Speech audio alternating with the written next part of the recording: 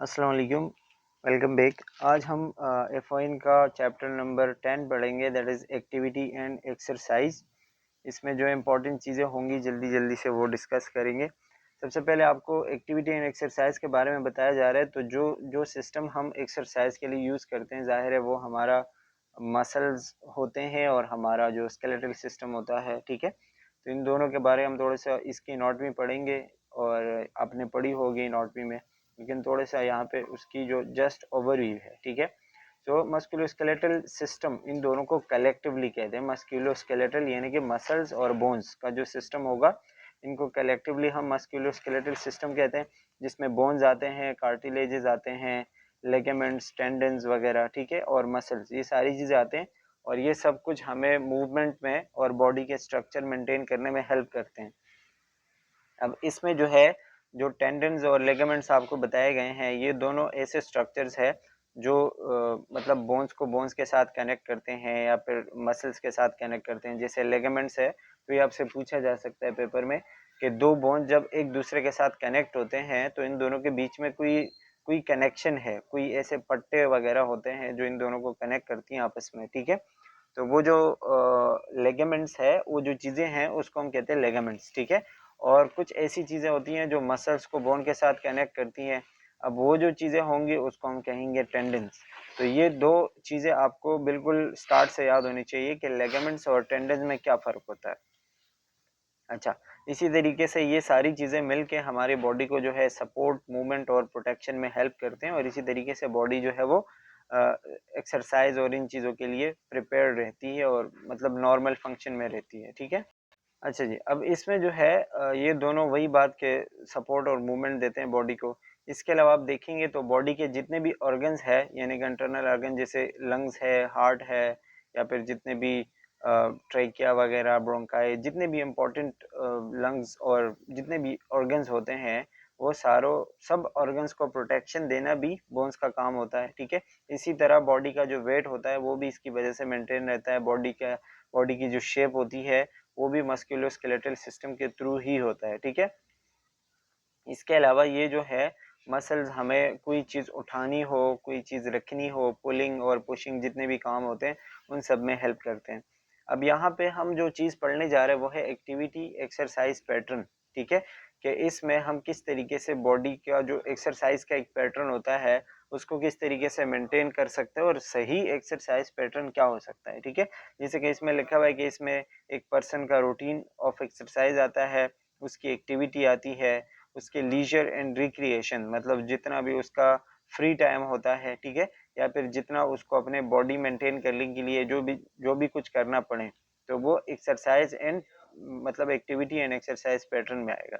अब इसमें क्या क्या चीज़ें हो सकती हैं, जैसे एक्सरसाइज में क्या क्या चीज़ें आती हैं normally, activities of daily life living, ठीक है, ADLS जिसको हम कहते हैं। तो इसमें जब भी हम अपने डेली लाइफ की एक्टिविटीज़ करते हैं तो इसके लिए हमें मतलब एनर्जी चाहिए, और उसके लिए हमें जो है वो डिफरेंट काम करने हैं। जैसे फॉर एग्जांपल अगर हम अपने रोज़मर्रा के काम देखें तो हमने अपनी सफाई का ख्याल रखना होता है, हमने ड्रेसिंग करनी होती है, हमने कुकिंग करनी होती है, शॉपिंग, ईटिंग, वर्किंग, या फिर जितने भी मतलब रोज़मर्रा के काम होते हैं, ठीक है। ये सारी चीज़ें हमारे डेली लाइफ एक्टिविटीज़ में आती हैं। इसी तरह ये सारे काम करना, इसमें आपके स्पोर्ट्स, आपके एक्सरसाइज, आपका जो भी quality and quantity of time and work होता है, ये सारी चीज़ें इसमें आती हैं।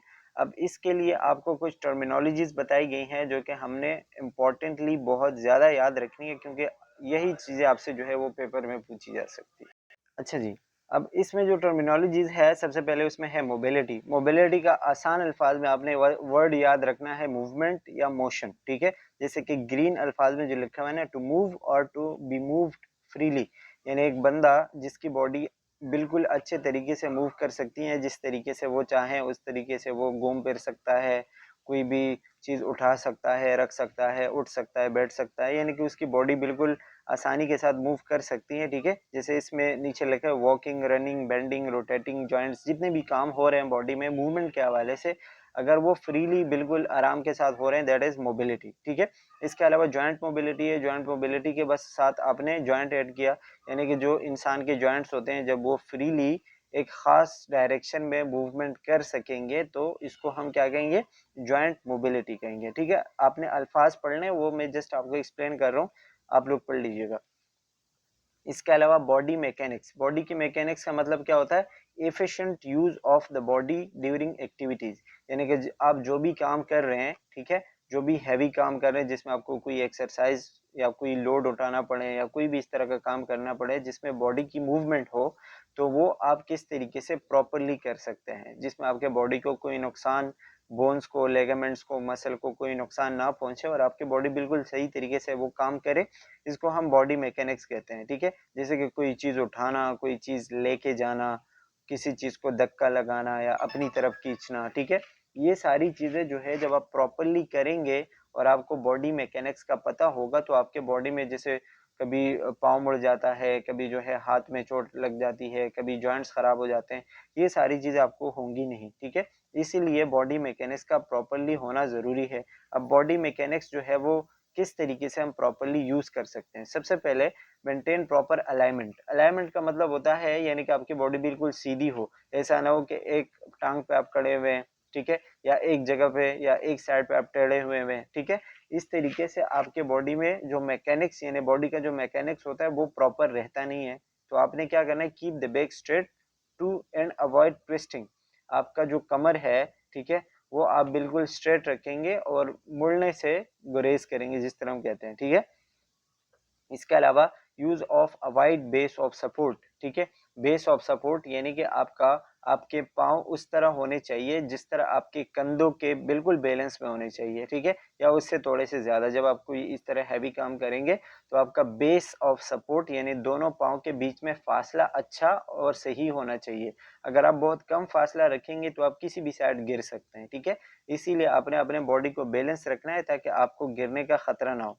ठीक है, उसी तरह आपने अपने शोल्डर के साथ जो है वो पाँव को बैलेंस करना है। इसके अलावा बेंड एट द नीज, अगर आपको बेंड करना पड़े, नीचे बैठना पड़े, तो आपके नीज के ऊपर यानी कि नीज को बेंड करके मोड़ के आपने जो है वो बैठना है। यूज लेग मसल्स, वही बात, क्या जब आप उठेंगे या बैठेंगे तो आप लेग मसल जो है वो, जो लेग के मसल्स होते हैं वो आप यूज करें।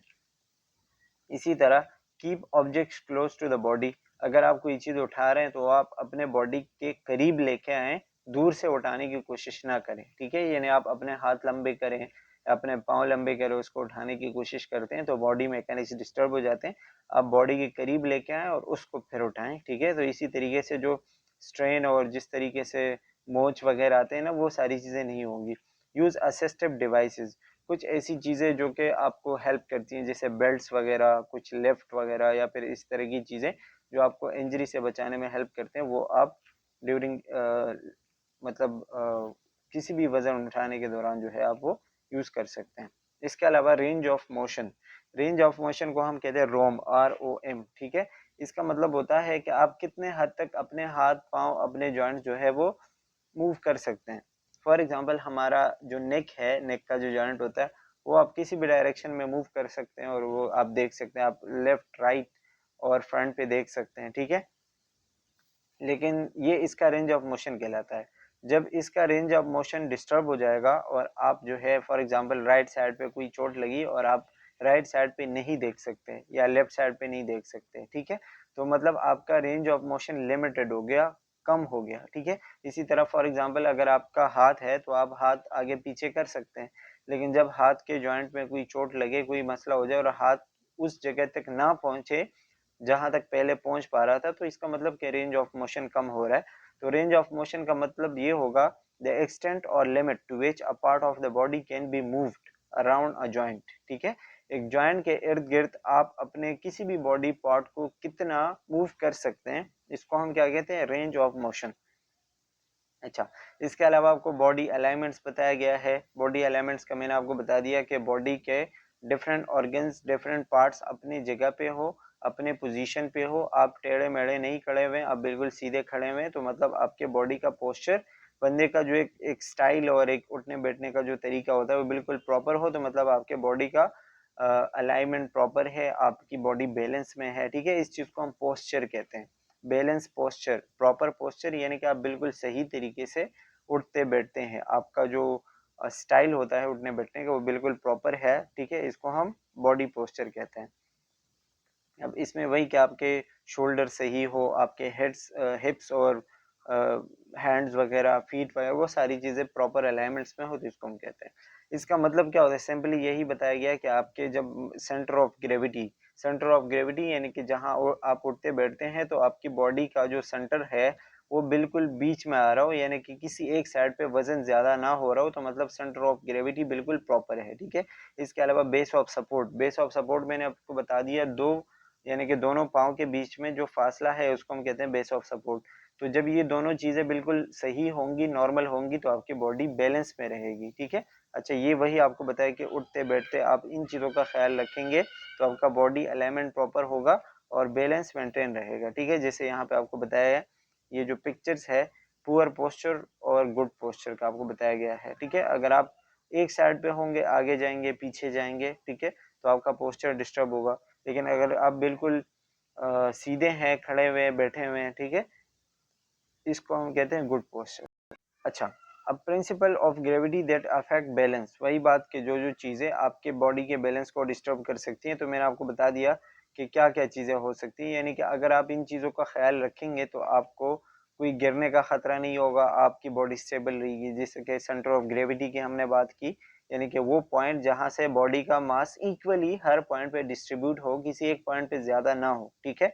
जैसे हम बैठते हैं तो हम अपने हिप्स के ऊपर बैठते हैं, ठीक है, तो ये बॉडी का सेंटर ऑफ मास हो जाएगा। या अगर आप खड़े होते हैं तो आपका बेस ऑफ सपोर्ट जो है वो पाँव के बीच में होगा, तो वो आपका बिल्कुल जो उसके बीच का एरिया होगा ना, यानी आप अपने बॉडी से बीच में एक इमेजिनरी लाइन पास करेंगे तो वो सेंटर ऑफ ग्रेविटी कहलाएगा, ठीक है। इस तरह लाइन ऑफ ग्रेविटी जो बताया गया है कि लाइन ऑफ ग्रेविटी यानी आगे ये जो लिखा हुआ है आप देखेंगे कि बिल्कुल बीच में से जो रेड कलर की लाइन पास हुई है ये आपकी लाइन ऑफ ग्रेविटी, जिसके दोनों साइड पे इक्वली वेट और बॉडी के सारे इक्वली पार्ट्स डिस्ट्रीब्यूट हो, इसको हम लाइन ऑफ ग्रेविटी कहते हैं। नीचे आपको बेस ऑफ सपोर्ट बताया गया है, ठीक है, ये आप देख सकते हैं, और सेंटर ऑफ ग्रेविटी बताया गया है।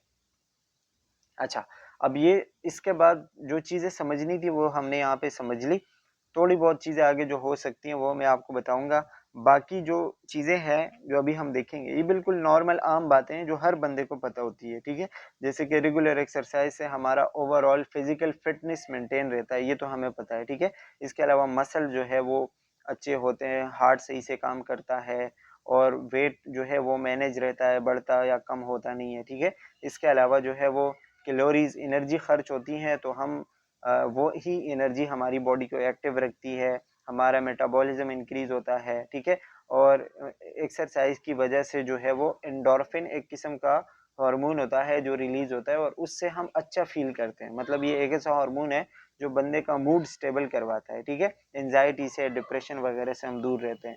इसके अलावा हमें एनर्जी प्रोवाइड करता है, बोन्स इसकी वजह से स्ट्रेंथन होते हैं, हार्ट अटैक का रिस्क कम होता है, ठीक है। इसी तरह डायबिटीज और स्ट्रोक और फालिज जितने भी ऐसे मसले होते हैं उससे हम दूर रहते हैं जब हम एक्सरसाइज कर रहे होते हैं। इसके अलावा नींद अच्छी आती है बंदे को, और जितने भी खराब एक्सरसाइज होते हैं अगर हम उसको मतलब ना करें तो बॉडी मेंटेन रहती है। इसमें लिखा हुआ है avoid vigorous exercise close to bed time, यानी कि जब आप सोने जा रहे हैं तो सोने से पहले आपको इस तरह के एक्सरसाइज ना करें जिससे आपकी नींद खराब हो जाए, आपको नींद ना आए, ठीक है।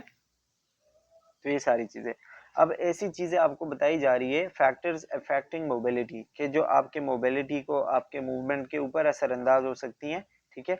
जिसमें सबसे पहले है ग्रोथ एंड डेवलपमेंट, यानी एक बंदे की बॉडी और उसके मसल्स, उसका नर्वस सिस्टम, उसके मतलब बोन्स वगैरह इतने प्रॉपरली डेवलप नहीं है, ठीक है, कि वो उसकी वजह से मूव कर पाए। कोई माजूरी है, कोई नेचुरल मसला है, कोई बाद में कोई एक्सीडेंट हुआ है, वट एवर जो भी प्रॉब्लम है, ठीक है, तो इसकी वजह से अगर उसको मूवमेंट करने में, मसल्स मूव करने में मसला हो रहा है तो ये फैक्टर हो सकता है जो उसकी मोबिलिटी के ऊपर असरअंदाज हो सकती है, ठीक है।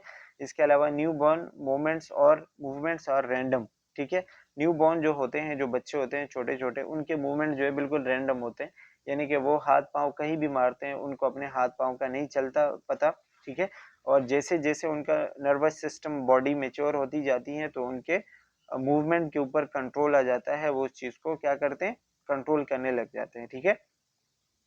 अच्छा, जैसे उनका जो है उम्र बढ़ता है तो उनके मसल्स बेहतर होते जाते हैं और जो डेंसिटी होती है बोन की वो डिक्रीज हो जाती है। मतलब ये कि आप देखेंगे कि जितनी इंसान की उम्र बढ़ती है, फॉर एग्जांपल 60-70 साल में पहुंचता है, तो उसके जॉइंट्स खराब होने लगते हैं, मसल्स भी खराब होने लगते हैं, ठीक है।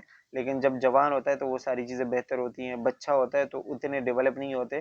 तो इसी तरह फेज बाय फेज जो है वो चीज़ें चलती रहती है। उसके जॉइंट जो है वो फ्लेक्सिबिलिटी कम हो जाती है, बोन मास खराब हो जाता है। स्पेशली फीमेल में जो है ऑस्टियोपोरोसिस एक मसला होता है। ऑस्टियोपोरोसिस बोन्स के वीक होने को हम कहते हैं। ये आप आगे जब आगे के सेमेस्टर में जाओगे तो पढ़ोगे, आपको क्लियर हो जाएगा। अभी इसके ऊपर आपको इतना डिटेल जानने की ज़रूरत नहीं है, आप अपने उससे हट जाओगे, ठीक है। इसी तरीके से डिफरेंट मसले हेल्थ के साथ होते हैं। अच्छा, फिजिकल हेल्थ, अगर किसी बंदे का फिजिकल हेल्थ सही नहीं है तो वो उसकी मोबिलिटी ख़राब होगी। फॉर एग्जांपल उसको किसी मसल का या बोन्स का मसला है, जैसे कि अर्थराइटिस आप लोगों ने पढ़ा होगा, जॉइंट्स का जो मसले होते हैं, ठीक है। किसी को स्पाइनल कॉर्ड का मसला होता है, किसी को हाथ पाँव का मसला होता है, किसी को स्ट्रोक फालिज की बीमारी होती है, किसी को दूसरी बीमारियां जैसे पार्किंसन डिजीज लिखा हुआ है इसमें, ये मसल का एक डिसऑर्डर होता है, आगे पढ़ोगे, ठीक है। किसी को जो है वो चेस्ट के मसले, हार्ट के मसले, इधर उधर के बहुत सारे प्रॉब्लम जो फिजिकल हेल्थ में आते हैं, ठीक है, और इसकी वजह से मोबिलिटी खराब हो सकती है। अच्छा जी, इसके अलावा न्यूट्रिशन, न्यूट्रिशन में अगर आपका खाना सही नहीं है, आपके बॉडी में, आपके खाने में जो है वो न्यूट्रिएंट्स की कमी है, आपको विटामिन डी की कमी है तो बोन्स खराब होंगे, ठीक है। इसी तरह मसल्स खराब होंगे। अगर ओबेसिटी है, यानी कि बंदा बहुत ज़्यादा मोटा है, तो उसकी वजह से भी जॉइंट्स खराब हो सकते हैं, वो मूवमेंट नहीं कर पाता। अगर कैल्शियम की कमी है तो वही बोन्स वगैरह वीक होते। तो न्यूट्रिशन की कमी की वजह से भी मूवमेंट के ऊपर असरअंदाज बहुत सारी चीज़ें हो सकती है। इसके अलावा पर्सनल वैल्यूज एंड एटीट्यूड, यानी कि बहुत सारी चीज़ें जो लोग अपने रेगुलर एक्सरसाइज करते हैं तो उनको पता होता है कि मेरी बॉडी की मेरे लिए क्या कीमत है, ठीक है। ये सारी चीज़ें जो उसके पर्सनल वैल्यूज होती हैं, या फिर कुछ लोग जो है अपने आप को अट्रैक्टिव बनाने के लिए बहुत ज़्यादा एक्सरसाइज करते हैं, बॉडी को बेहतर बनाते हैं, ठीक है। जो कि एक नेचुरल चीज़ है, हर कोई यही चाहता है कि मैं अट्रैक्टिव लगूं, मेरी बॉडी अच्छी हो और मैं जो है सबसे अलग हूँ, ठीक है। तो ये पर्सनल वैल्यू एटीट्यूड जो है ये भी मोबिलिटी के ऊपर कभी कभी असरअंदाज हो सकती है। अच्छा, कुछ एक्सटर्नल फैक्टर जैसे कि कोई बीमारी, फॉर एग्जांपल टेम्परेचर बहुत ज़्यादा गर्मी है या बहुत ज़्यादा सर्दी है, तो उस सिचुएशन में बंदे से एक्सरसाइज नहीं होती, ठीक है। या बहुत ज़्यादा ऐसी अवेलेबिलिटी ऑफ रिक्रिएशनल फैसिलिटीज़, ऐसी चीज़ें जिसमें बंदा हर टाइम मगन रहे, मतलब कोई पार्क है, कोई इस तरह की चीज़ें हैं जिससे जहाँ जब बंदा वहाँ पे जाता है, या फिर इस तरह की चीज़ें, फॉर एग्जांपल कोई सिनेमा हॉल है तो वहाँ जाएगा, मूवीज़ वगैरह देखेगा, तो उसको एक्सरसाइज के लिए टाइम नहीं मिलता। तो अगर ये चीज़ें बहुत ज़्यादा हो जाए, रिक्रिएशनल एक्टिविटीज़, तो वो भी एक्सरसाइज के ऊपर, मोबिलिटी के ऊपर असरअंदाज हो सकती हैं। या कोई अनसेफ एनवायरनमेंट हो, जैसे फॉर एग्जांपल अगर आप देखेंगे तो अगर कहीं पे चोरी डाकियाँ वगैरह बहुत ज़्यादा हो रही हैं तो लोग बाहर जाने से कतराते हैं, नहीं करते एक्सरसाइज वगैरह, ठीक है। तो ये, इसके अलावा प्रिस्क्राइब लिमिटेशन, यानी कि कोई भी ऐसा मसला, मेडिकल मसला जिसमें क्या कहते हैं कि बहुत ज़्यादा मूवमेंट ना करना पड़े, बेड रेस्ट चाहिए हो, ठीक है। फॉर एग्जांपल ऐसा कोई पेशेंट है जिसको पाँव का मसला है, पाँव उसका टूट गया है तो उसको रेस्ट ही करना होता है, ठीक है। और ऐसी चीज़ें जिसमें मरीज को ज़्यादा मूवमेंट नहीं करनी है, जैसे सीढ़ियाँ नहीं चढ़नी, ठीक है, या ज़्यादा घूमना फिरना नहीं है किसी भी बीमारी में, तो इसमें ये भी एक चीज़ हो सकती है जो असरअंदाज हो सकती है। अच्छा जी, इसके अलावा effects on off immobility on human body, यानी कि जब कोई बंदा जो है मूव नहीं करेगा, एक्सरसाइज वगैरह नहीं करेगा, तो उसकी बॉडी पर क्या असरअंदाज, क्या क्या मतलब असर हो सकते हैं, क्या मसले हो सकते हैं उसको, ठीक है। सबसे पहले इमोबिलिटी का आपको बताया कि जिस तरह हमने मोबिलिटी पढ़ा तो उसमें हमने मूवमेंट मोशन के बारे में पढ़ा। इमोबिलिटी उसको उल्टा कर लो, यानी कि जब कोई बंदा फिजिकल एक्टिविटीज नहीं कर रहा, मूवमेंट नहीं कर रहा, इसको हम क्या कहेंगे, इमोबिलिटी, ठीक है। अब जब ये इमोबाइल होगा, यानी कि वो जब मूवमेंट नहीं करेगा, तो इसको क्या क्या मसले हो सकते हैं। सबसे पहले उसके मस्क्यूलो स्केलेटल सिस्टम में मसले आ सकते हैं, जैसे उसके मसल्स खराब हो सकते हैं। एट्रोफी, एट्रोफी का मतलब होता है किसी चीज का सिकुड़ जाना, खराब हो जाना, ठीक है। तो जब कोई बंदा मूवमेंट नहीं करता तो उसके मूवमेंट ना करने की वजह से उसके मसल्स एट्रोफी, ख़राब होने लगते हैं, ज़ाया होने लगते हैं, ठीक है। और रेगुलर एक्सरसाइज की वजह से उसके मसल की जो मजबूती है, जो स्ट्रेंथ है, वो ख़राब हो जाती है, ठीक है, जिसकी वजह से वो आगे जाके उसको मसल और जॉइंट्स के डिफरेंट मसले होते हैं। जॉइंट स्टिफनेस लिखा हुआ है, जॉइंट स्टिफनेस का मतलब ये होता है कि जॉइंट्स जो नॉर्मली हम मूव करते हैं फ्लेक्सिबल होते हैं, ठीक है, मूव करते रहते हैं उसको, तो जब हम कोई एक्सरसाइज नहीं करेंगे तो जॉइंट जो है वो सख्त होने लगते हैं और फिर हम उसको ज़्यादा मूव नहीं कर पाते, ठीक है। इस चीज़ को हम कहते हैं जॉइंट स्टिफनेस। इसके अलावा कार्डियोवास्कुलर सिस्टम पर क्या क्या क्या असरात हो सकते हैं अगर हम मूवमेंट नहीं करेंगे, एक्सरसाइज नहीं करेंगे, तो कार्डियोवास्कुलर सिस्टम की जो फिटनेस है, यानी कि जिस तरीके से वो प्रॉपरली काम कर रहा होता है, वो मसले हो जाते हैं, ठीक है। रेगुलर एक्सरसाइज ना करने की वजह से हार्ट को ज़्यादा काम करना पड़ता है ब्लड पुश करने में, यानी हार्ट को ज़्यादा मेहनत करनी पड़ेगी, तो जिसकी वजह से हार्ट अटैक हो सकता है, कार्डियक आउटपुट में मसले आ सकते हैं, सर्कुलेशन में डिफरेंट प्रॉब्लम्स हो सकती है, ठीक है। या फिर कभी कभी ब्लड क्लॉट्स, जैसे कि नीचे लिखा हुआ है increase risk of blood clot, ठीक है। ब्लड क्लॉट का मतलब होता है कि हर कोई चीज़ जिससे हमारे ब्लड वेसल्स बंद हो सकते हैं, ठीक है। तो कुछ ऐसी चीज़ें हो सकती हैं, ऐसे मसले हो सकते हैं जिसकी वजह से जो खून की रगें होती हैं वो बंद हो सकती हैं। फॉर एग्जांपल कोई बंदा जो है वो बहुत ज़्यादा टाइम तक इमोबाइल है, नहीं पड़ा रह मतलब एक्सरसाइज नहीं कर रहा होता, एक ही जगह पे पड़ा रहता है, तो उसके ब्लड वेसल्स में एक मसला आता है जिसको हम कहते हैं डीवीटी, डीप वेन थ्रोम्बोसिस, यानी कि वेन्स का जाम हो जाना, वहाँ पे क्लॉट का आना, इसको हम डीप वेन थ्रोम्बोसिस कहते हैं, ठीक है। जिसकी वजह से ब्लड फ्लो जो है वो ख़राब हो जाता है, ब्लड प्रॉपरली एक जगह पे जाता नहीं है और आगे जाके हार्ट अटैक और फालिज वगैरह के डिफरेंट प्रॉब्लम्स हो सकती हैं। इसके अलावा रिस्पायरेटरी सिस्टम में आप देखेंगे तो जब एक्सरसाइज नहीं करेंगे तो लंग्स का जो काम है वो ख़राब हो जाता है, बंदा प्रॉपरली ब्रीदिंग नहीं कर पाता, उसको बहुत ज़्यादा गहरी सांस लेनी पड़ती है, ठीक है, बहुत शैलो ब्रीदिंग जिसको हम कहते हैं। और इसके अलावा निमोनिया और एटेलेक्टेसिस, ये लंग्स की एक बीमारी होती है जिसमें लंग्स जो है सिकुड़ जाते हैं, ठीक है। इस तरीके के मसले उसको हो सकते हैं। और रिस्पायरेटरी इन्फेक्शन, जैसे कि आपने अस्थमा और इस तरह फ्लू और निमोनिया और बहुत सारे नाम सुने होंगे, तो वो हो सकते हैं रिस्पायरेटरी इन्फेक्शन की वजह से, ठीक है। जैसे कि खांसी होती है, कफ रिफ्लेक्सेस, या फिर जो है वो बलगम वगैरह आने लगता है, और अंदर रिस्पायरेटरी सिस्टम के काफ़ी सारे प्रॉब्लम्स हो सकते हैं। इंटेगुमेंट्री सिस्टम, इंटेगुमेंट्री सिस्टम आप लोगों ने पढ़ा हुआ है, जिसमें हेयर, स्किन और नेल्स वगैरह आते हैं। तो अगर हम मूवमेंट नहीं करेंगे, एक जगह पे पड़े रहेंगे, तो स्किन ख़राब हो सकती है, बेड सोर वगैरह आप लोगों ने पढ़ा होगा, ठीक है, ये सारी चीज़ें हो सकती है। मेटाबॉलिक एक्टिविटीज़, मेटाबॉलिज्म हमारा कम हो सकता है। जब मेटाबॉलिज्म कम होगा, प्रॉपरली मेटाबॉलिज्म नहीं होगी, तो इसकी वजह से क्या होगा, बॉडी में फैट्स जमा होने लगेंगे, बॉडी का वेट गेन होगा, यानी बंदा मोटा हो जाएगा, ठीक है। स्केलेटल सिस्टम जो है वही बोन्स वगैरह ख़राब हो जाएंगे। और ऑस्टियोपोरोसिस जो हमने पढ़ा कि बोन्स का वीक हो जाना, अंदर से खोखला बन जाना, ठीक है, ये सारी चीज़ें हो सकती है। और ससेप्टेबल टू फ्रैक्चर, यानी कि बहुत आसानी के साथ वो टूट सकते हैं, ठीक है। तो जब ये सारी चीज़ें नहीं होंगी तो डिफरेंट प्रॉब्लम। इसके अलावा साइकोलॉजिकल इफेक्ट्स, बंदे को डिप्रेशन, एनजाइटी की तरफ लेके जा सकता है। जब कोई बंदा एक्सरसाइज नहीं कर रहा होता, घूम फिर नहीं रहा होता, ठीक है, और एक ही जगह पे पड़ा रहता है, तो उसको डिफरेंट फीलिंग्स, यानी कि डिप्रेशन, एंजाइटी की तरफ जा सकता है। उसको अपना आप ऐसे मतलब एक अलग सा लगता है दुनिया से, ठीक है, और कोई भी उसको उसकी कंट्रीब्यूशन नहीं होती किसी सोसाइटी में, ठीक है। इसके अलावा डिक्रीज कॉग्निटिव फंक्शन, यानी कि दिमागी तौर पर वो कमज़ोर हो जाता है। जितना एक बंदा नॉर्मली वर्क कर रहा होता है तो उसका दिमाग चलता है, एक्टिव रहता है, तो दिमाग प्रॉपरली काम कर रहा होता है। जब कोई बंदा एक ही जगह पे पड़ा हुआ है, एक ही एनवायरनमेंट में है और मोबाइल नहीं है, यानी कि मूवमेंट नहीं कर रहा होता, तो उसके दिमागी जो एक्टिविटीज़ होती हैं वो कम हो जाती हैं। डिक्रीज मेंटल अलर्टनेस, यानी कि एक्टिवली वो काम नहीं कर रहा होता, मेमोरी उसकी ख़राब हो जाती है, जो है वो उसको कोई चीज़ याद नहीं रहती, किसी चीज़ पे वो तवज्जो नहीं दे पाता। ये सारी चीज़ें कॉग्निटिव डिसफंक्शंस में आती हैं। तो ये डिफरेंट प्रॉब्लम्स है जो मूवमेंट ना करने की वजह से, यानी कि इमोबिलिटी की वजह से हो सकती है।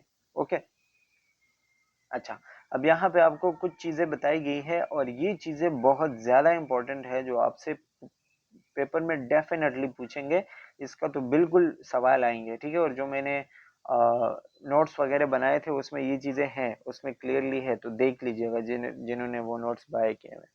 अच्छा, सबसे पहले कैरेक्टरिस्टिक्स ऑफ नॉर्मल मूवमेंट, यानी कि एक बंदा जो नॉर्मली है, नॉर्मल बिल्कुल मूवमेंट कर सकता है, उसके बॉडी में हम कुछ जैसे ये हम देखेंगे ना, जब आप आगे जाके पढ़ोगे तो आप बहुत सारी चीज़ों के साथ आपका सामना होगा और आपको दोबारा वो चीज़ें एक्सप्लेन नहीं होंगी, क्योंकि आप लोगों ने फर्स्ट सेमेस्टर सेकंड सेमेस्टर में पढ़ी हुई होंगी, ठीक है। तो ये जो चीज़ें होंगी ये आपको दोबारा एक्सप्लेन नहीं करते, बस आपको बताया जाएगा फ्लेक्शन है, एक्सटेंशन है, एबडक्शन है, ये सारी चीज़ आपको बताई जाएगी। आपको कभी भी इसको दोबारा एक्सप्लेन नहीं किया जाएगा, तो अभी से आपको ये चीज़ें याद रखनी है।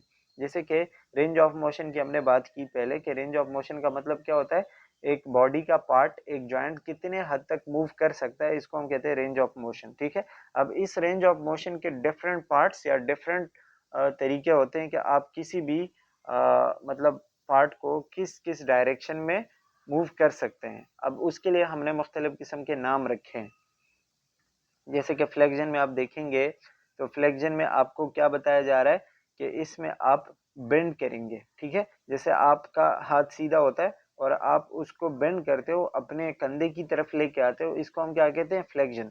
फॉर एग्जांपल ये जो पिक्चर है, पिक्चर में यहाँ पे तो ज़्यादा क्लियरली नहीं दिखाया गया, लेकिन जब आप हाथ को ऊपर की तरफ लेके आते हो, सीधा करके वापस ऊपर की तरफ लेके आते हो, इसको हम क्या कहते हैं, इसको हम कहते हैं फ्लेक्शन। जैसे इसमें आप देखेंगे ना, फ्लेक्शन ऊपर की तरफ लेके गया है, तो एड इज फ्लेक्शन, ठीक है। दूसरा एक्सटेंशन, एक्सटेंशन या एक्सटेंड का मतलब होता है बिल्कुल सीधा करना। तो जब आप हाथ बिल्कुल सीधा करते हो, ठीक है, जैसे पिक्चर में आप देखेंगे, तो इसको हम क्या कहते हैं, इसको हम कहते हैं एक्सटेंशन। जैसे कि बिल्कुल ये हाथ आपका सीधा है, दैट इज एक्सटेंशन, ठीक है। दूसरा है एबडक्शन। एबडक्शन आप देखेंगे, हाथ को बॉडी से दूर लेके जाना या पाँव को दूर लेके जाना, ठीक है। बॉडी का कोई भी पार्ट जब आप उसको बॉडी से दूर लेके जाते हो, एट इज एबडक्शन, ठीक है। और अगर पास लेके आते हो तो इसको हम एडक्शन कहते हैं। एडक्शन, एबडक्शन, आपने ये दो चीजें याद रखनी है। इसके अलावा रोटेशन, रोटेशन का तो आपको पता है, कोई चीज घुमाना, ठीक है। आप हाथ घुमाते हो, ठीक है, ऊपर से नीचे, नीचे से ऊपर, ये रोटेशन कहलाता है। और इसके अलावा सरकमडक्शन, सरकमडक्शन सर्कल, यानी आप हाथ सर्कल में, पाँव सर्कल में घुमाते हो, ठीक है, मतलब एक सर्कल वाइज उसको घुमा रहे हो, दैट इज सरकमडक्शन। तो ये कुछ चार पांच नहीं, ज्यादा है, पांच छह जो है वो कुछ मतलब रेंज ऑफ मोशंस है जो कि आपने याद रखनी है, और ये बहुत ज्यादा इंपॉर्टेंट है, ठीक है, पेपर में डेफिनेटली पूछेंगे। इसके अलावा कोऑर्डिनेशन, कोऑर्डिनेशन का मतलब ये कि आपके मसल्स सही तरीके से एक दूसरे के साथ काम करें। आप अगर चलना चाह रहे हैं तो आप चल पा रहे हैं, ठीक है, इस चीज को हम कहेंगे कोऑर्डिनेशन। अगर आप चलना चाह रहे हैं और आप नहीं चल पा रहे हैं, ठीक है, आपके पाँव में मसला है, हाथ में मसला है, आप मूव नहीं कर पा रहे, तो मतलब आपके बॉडी में कोऑर्डिनेशन नहीं है, ठीक है। तो कोऑर्डिनेशन का होना लाजमी है। इसके अलावा strength and endurance, strength and endurance का मतलब ये होता है कि आपके मसल्स आपके कंट्रोल में हो, आप जो है किसी रेजिस्टेंस के खिलाफ जो है वो मूव कर सकते हो, यानी आपके मसल्स के ऊपर जितना प्रेशर पड़ रहा है तो आप उसको यूज करके आगे जा सकते हैं, ठीक है। अच्छा, इसके अलावा पोस्टल स्टेबिलिटी, पोस्टल स्टेबिलिटी का मतलब ये होता है कि आप बिल्कुल आसानी के साथ उठ सकते हैं, बैठ सकते हैं, आपका जो बॉडी का बैलेंस है वो मेंटेन रहे, पोस्चर मेंटेन रहे, ठीक है। और बॉडी का जो अलाइनमेंट, जो पहले हमने जितनी सारी चीज़ें पढ़ी, वो बैलेंस में हो, एक्टिव हो और बिल्कुल इक्विलिब्रियम में हो, इसको हम पोस्टल स्टेबिलिटी कहते हैं, ठीक है। Smoothness and fluidity, smoothness and fluidity मतलब आप जब आप जा रहे हो तो आप बिल्कुल स्मूथली जाएं, आपके बॉडी में कहीं दूर से कोई प्रॉब्लम नजर ना आए, जैसे बंदा लंगड़ा लूला जा रहा हो, ठीक है, तो ये स्मूथनेस नहीं है, ठीक है, कोऑर्डिनेशन नहीं है। तो ये चीज होनी चाहिए। Movements are divided of jerky and uncontrolled motion, कि आप कोई झटके नहीं लगा रहे हो, ठीक है, आपके मूवमेंट अनकंट्रोल नहीं है, ये सारी चीजें अगर है आपके बॉडी में तो आप स्मूथनेस और फ्लूइडिटी में हैं। लेकिन अगर आप ऐसे चल रहे हैं जैसे कोई माजूर बंदा जा रहा हो या कोई मसला हो, ठीक है, तो मतलब स्मूथनेस नहीं है, और ये चीज मतलब वो डिसेबिलिटी की तरफ जा रही होती है, ठीक है। इसके अलावा types of range of motion आपको बताया गया है, जैसे पैसिव रेंज ऑफ मोशन, जिसको हम पी रॉम कहते हैं, ठीक है।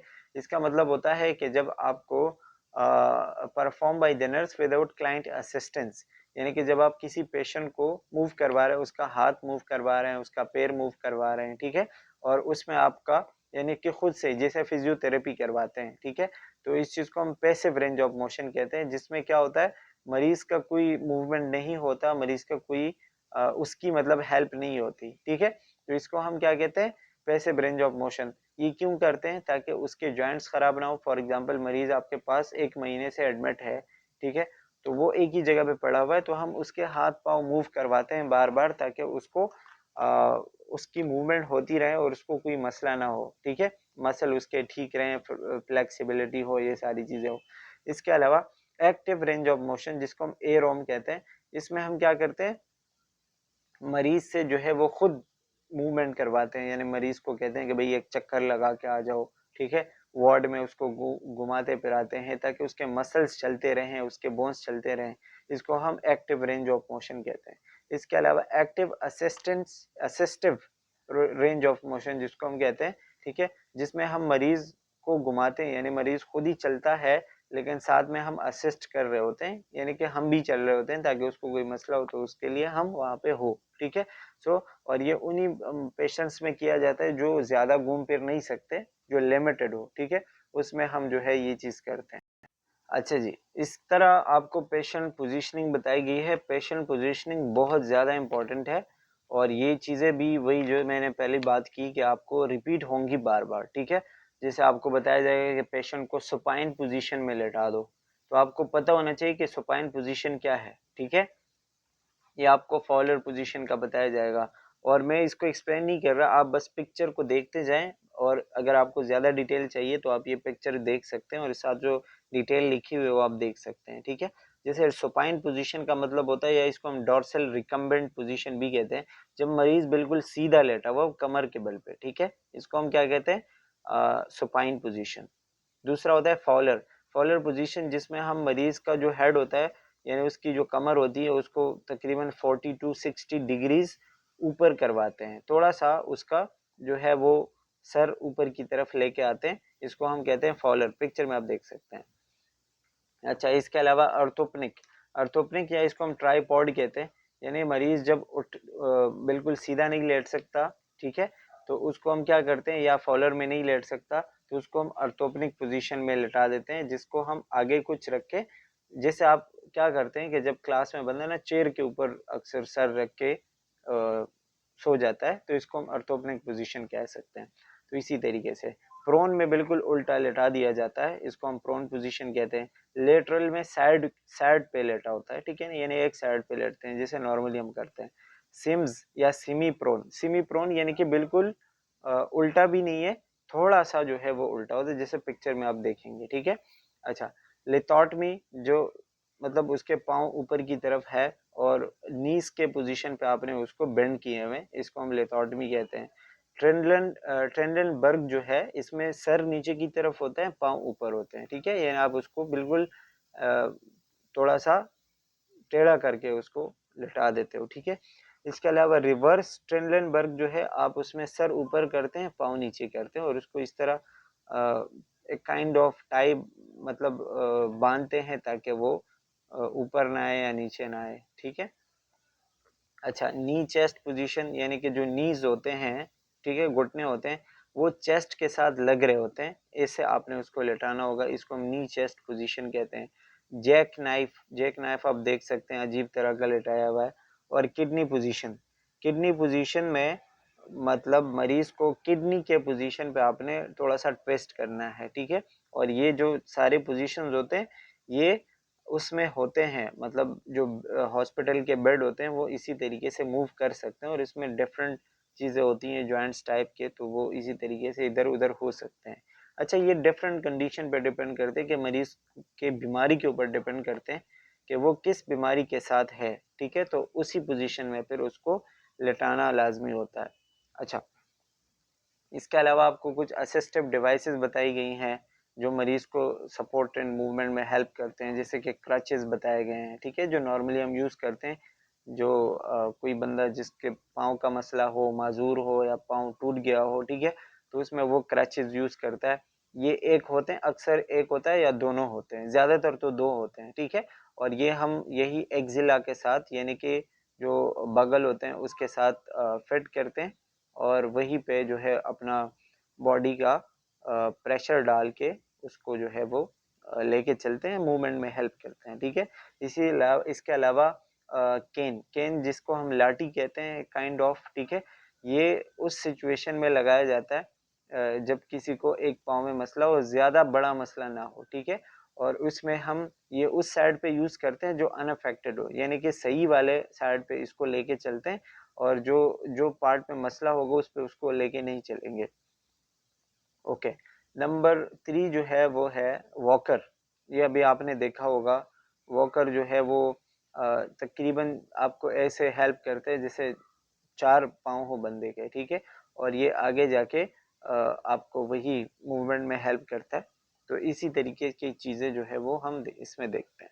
अच्छा, असेसमेंट आप लोगों ने पढ़ा हुआ है। असेसमेंट का मतलब क्या होता है कि जब आप मरीज से डेटा लेते हो, उसमें आपको उसकी मेडिकल हिस्ट्री पूछते हो और उसके जो अभी साइन सिम्टम चल रहे होते हैं वो पूछते हैं। ठीक है, कोई सर्जरी वगैरह उसने की हुई है वो, उसका रेंज ऑफ मोशन देखते हैं, उसके लिमिटेशंस देखते हैं, उसके डिसेबिलिटी वगैरह सारी चीज़ें, उसका गेट। असेस गेट का मतलब ये होता है कि वो किस तरह उठता बैठता है, उसके उठने बैठने में कोई प्रॉब्लम तो नहीं, बॉडी के पोजीशनिंग में कोई मसला तो नहीं।